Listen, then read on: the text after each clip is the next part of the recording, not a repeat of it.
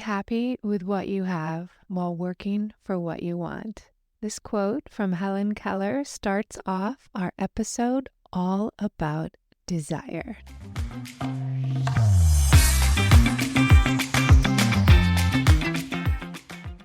Welcome to The Modern Creative Woman, exploring the art and science of creativity. This is the podcast for women who want to elevate their creativity and start applying creative thinking in their everyday lives. I'm your hostess and creativity expert, Dr. Amy Backos. I'm a licensed psychologist and a registered and board-certified art therapist with almost 3 decades helping women live their authentic lives. At The Modern Creative Woman, we are obsessed with helping you build your creativity and self-leadership. Through our conversations and creative insights, I'll provide simple tricks and practices that will help take the mystery out of the creative process so you can start each day feeling empowered, creative, and ready to take on whatever comes your way. Let's get started. Joy is not the result of getting what you want. It is the way to get what you want. And in the deepest sense, joy is what you want. That's a quote from Helen Keller, all about how to move towards what you desire with a joyful heart. We're talking today about using your creative mind to understand this deeper perspective of your desires, your dreams, your wishes. We'll talk all about desire, some of the upsides and the downsides of how we've been trained to think of our own desire. And I'll share with you an amazing art project that you can do to really capture your desires and start to see them as possible for you. Let's start with defining desire.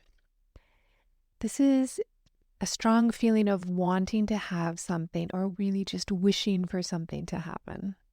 You can think of it as a signpost, can also be a direction pointing you towards your values, your future self. When your desires are in alignment with your values, what you think is most important, really what you desire is for you. It's helping you move to be your authentic self. And there's a lot of really negative connotations, especially for women, related to desire. If you think about some of the really unhelpful synonyms for desire: jealousy, coveting something, ambition, envy, spite, resentment, the evil eye, being ungrateful. All of these are messages from society that what we want is not worth pursuing, or we should just be happy with what we have. Another thing that happens to us when we have a desire is we start to act in alignment with those negative associations. So if we desire something that someone else has, we might judge them for it. We might look down on what other people want. When we feel particularly uncomfortable with our own desire, we'll project onto others that something's wrong with them for wanting something different than what we want. It can show up in backbiting behavior, gossip, even stealing from others. And this kind of behavior can leave us really just seething with anger, holding a grudge, and full of resentment. Let's have a look at some of the really helpful synonyms for desire. Want, longing, fancy, like I fancy that. Inclination, aspiration, impulse, preference, maybe even a craving. When we think of desire in this way, it helps us be honest about what we want. It also helps us plan our time. If someone has something that we want, we don't move to jealousy, we go towards admiration. And this positive relationship with the feeling of desire helps us celebrate our friends' success, helps us learn, it even helps us save money. And sometimes we have to do a little bit of mindset work to remove the judgment related to desire. Once we can let go of what society says about women and desire and move towards what feels authentic about desire, we can really move into both our authentic self and the successful version of ourselves that we want to be. When I think about desire, and acceptance and commitment therapy. The goal then is consciously being and acting in line with our values. And it's also about selecting and living a life that we really love. I've talked a lot about the miracle question, and it's pretty cool. Helps you generate this positive version of your future self. It prepares our mind for looking for exceptions to the problem. And it helps us create a narrative that life is getting better instead of worse. Here's the question. Assume your problem has been solved. What is different? And another way you might phrase the question is to assume your problem is gone. What does that mean to you? Now, that variation comes from some research from Strong and Pyle in 2009. I want to tell you a little bit of the background. The question from you, 2019, they say it gives you the power to explore hidden resources and find solutions to your existing problems. That sounds an awful lot like creativity. Strong and Pyle describe it as opening the door to your possibilities for manifesting change. And they're talking about manifesting in terms of making something visible. Now, a miracle question is popular in family therapy or individual therapy.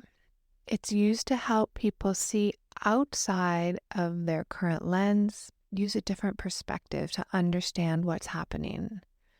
Now, it can be very challenging to answer this question, and it likely requires a new internal vocabulary and an external vocabulary. And it definitely calls forth our creative thinking. We have to use a what-if scenario in our mind. We have to imagine what might be possible, even though we can't see it yet. That's the really cool thing about the miracle question, is it helps us see beyond our current circumstances. It can also be used repeatedly.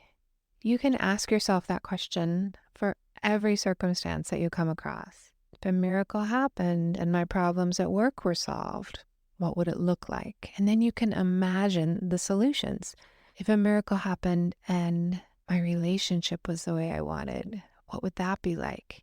You can start to see different ways of relating to both of those situations, work and love. You see a bigger picture that's possible for you. I'll give you a couple examples of how you might want to use the miracle question. It's really about starting small so you can see how it works. And you want to choose a small problem, nothing too messy.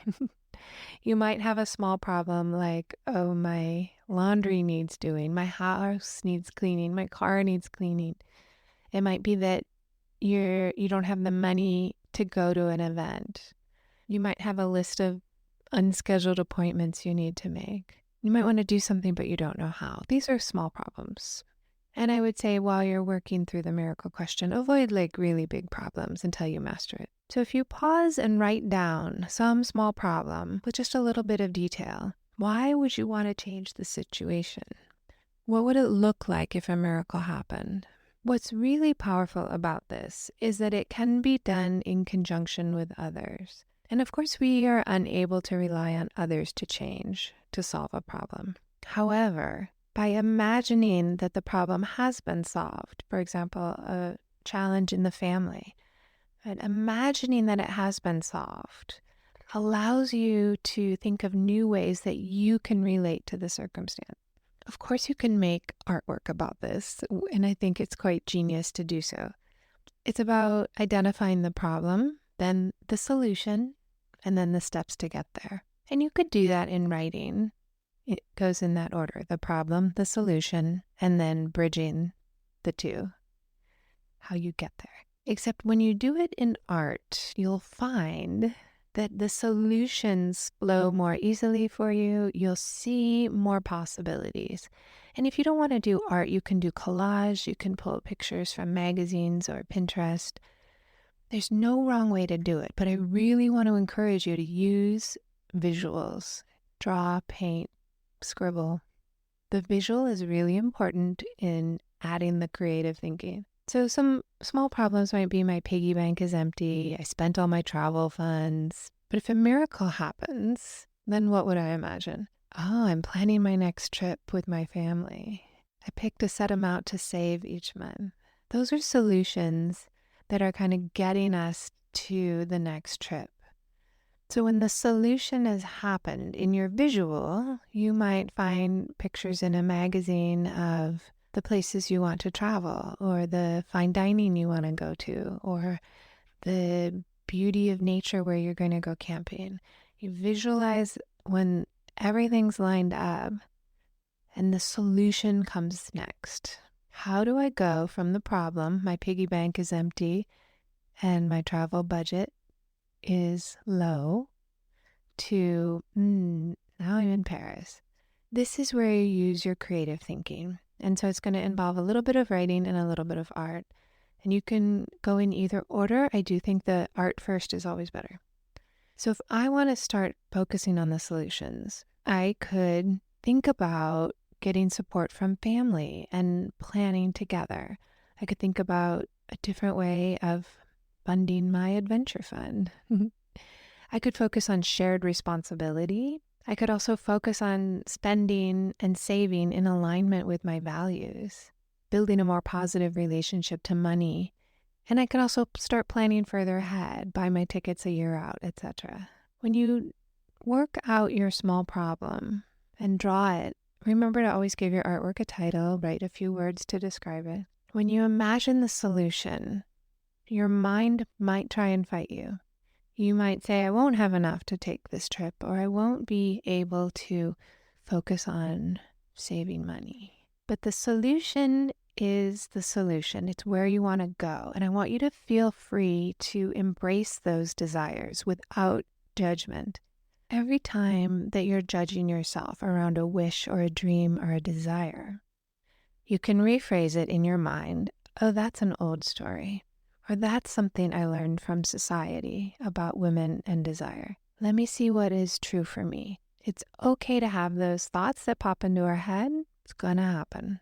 Acceptance and commitment therapy helps us shift from the judgment and thinking it's true and stopping us to just relating to thoughts for what they are. One neuron firing across a synapse to another neuron. They're just thoughts. They're not facts. It's true that we learn particular judgments about women and desire from society. However, when we're running them through our head, those aren't facts. They're just thoughts. So we can relate to them however we like. Just allowing them to be there and keep moving. When you focus on solutions, you'll find that your mind will begin to evolve. You will, instead of looking for problems, you'll look for solutions. And our brain loves to find problems. It loves to find fear. It's adaptive. But solution-focused work is very specific. There's a whole field of therapy that's solution-focused therapy. And it's about getting where you want to go without all the fuss of going through the problem over and over again. There's no benefit to repeating the problem. There is benefit to imagining the solutions. And you can practice this all day long. You're sitting in traffic, you could imagine a better solution for the crosswalks or the light sequence. If you're at a meeting, you could imagine, a better way to structure the meeting or rearrange the tables. All the things that you see, you can start to imagine a solution for. And I want to draw a contrast from solution-focused thinking to a mind that's just looking for problems to fix. What I'm suggesting that you can do, though, is look around and see where you can practice making solutions. You don't want to get stuck in the problem finding. You want to get enamored with finding solutions. We don't go looking for problems. We go looking for solutions. I talked a little bit in episode 41 about stages of change and how we can move from the problem-saturated story to the solution. It's really about making contact with the present moment. It's admitting what you want, just allowing your desire to show up and not judge it. If you want to wear a particular outfit, but you judge yourself for it, you're kind of denying that desire. If you want to go on vacation in a particular place and you say, no, that's not for me, you're denying that desire. It then requires us to decide and really commit to just being curious about our desires. Nothing bad will happen if we entertain thoughts about what we want and about solutions. And in fact, deciding and committing is how we start to take steps on that gap between the problem and the solution. The third step is really action. It's preparing, which is often the missing piece when people decide they want to make a change or add a new habit. If we fail to prepare adequately to move towards the solution, we can really struggle and then start to judge ourselves. So before we take action, we make some plans, we get some support, but then we have to start before we're ready. Another important piece when you think about going for solutions is recalibrating and persisting. If your solution is going on a vacation or getting a new job or working on your health, if the solution is your vision of those things, we hold the vision in mind, but we recalibrate how we get there. It may be that travel shows up in a different way. Maybe you travel for work.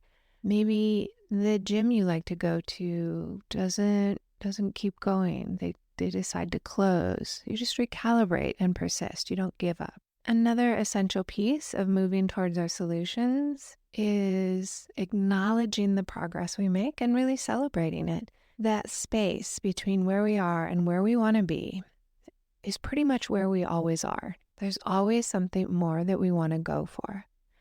And celebrating while we're in that liminal space just allows us to keep going forward. It's a really important part of relating to our thoughts, is telling ourselves we did a good job. I would love to hear from you about what's most exciting or interesting or surprising for you when you start reflecting on your desires. If you use the miracle question drawing series, what came up for you? Please let me know. You can DM me in Instagram. When your mind shifts to solution-focused thinking, you'll notice that your mood improves tremendously. I have a quote from Lila Delia. When you wake up to your power and snatch it back, miracles happen. I love that quote. So I want to encourage you to make a commitment to yourself. And it's choosing an action that's in line with your values. And if you're valuing your own personal growth, then go ahead and sit down and work on the 3 parts of the miracle question in art. Take action on it. And a committed action is really just behaving in a way of your choosing that's in line with what's most important to you. It's how we make behavioral change. I want to give you one last idea to think about. Sometimes we have a block, or we feel frustrated, or we go into the valley of despair where we now know more and we're struggling because it feels really challenging to make the change.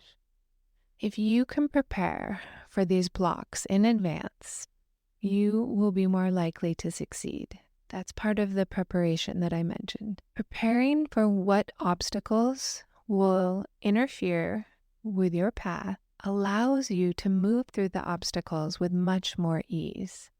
That space between where we are and where we want to be has lots of obstacles. Many things could potentially get in our way, and only we know which ones will kind of personally push our buttons or feel particularly challenging to us.